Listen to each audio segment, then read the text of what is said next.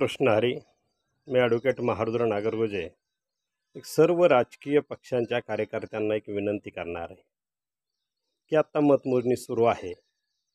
कुणी हरणार आहे तर कुणी जिंकणार आहे आणि हे नियतीचं चक्र आहे. परंतु आपल्या गावामध्ये आपले मित्र, आपला परिवार त्याच्या दारामध्ये जाणं, गुलाल टाकणं, हुर्रे घालणं किंवा असे काही आपण हुल्लडबाजीने प्रकार करतो आणि त्याने एकमेकाचा क्रोध वाढला जातो आणि त्यामुळे वादविवाद हे होतात. हे वादविवाद झाल्यानंतर हे आपल्याला भोगायचे आहेत.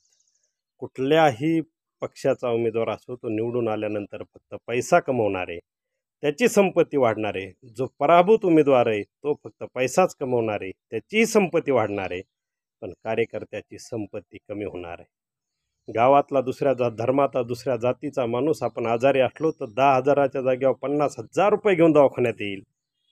परंतु ह्या पक्षाचा त्या पक्षाचा या जातीचा त्या धर्माचा उमेदवार आपल्या मातीला सुद्धा येणार नाही.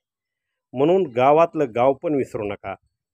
प्रत्येकाने प्रेमाने आणि आनंदाने हार जीत मान्य करा आणि गुन्ह्या गोविंदाने गाव पण टिकवा. हे पुढारी सर्व लबाड आहेत. मी स्वतः अनुभव घेतला आहे.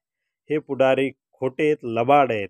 यांच्या कितीही पाठीमागं पळालो तरी हे फक्त स्वार्थी लोक असतात. त्यामुळे यांच्या स्वार्थासाठी आपलं गाव पण, आपलं वैभव, आपल्या गावातले संबंध, आपली मैत्री, आपला सलोखा अजिबात बिघडू देऊ नका. वादविवाद करू नका, कुणाशी भांडू नका आणि सर्वजण आनंदाने राहा. हे राजकारण खड्ड्यात घाला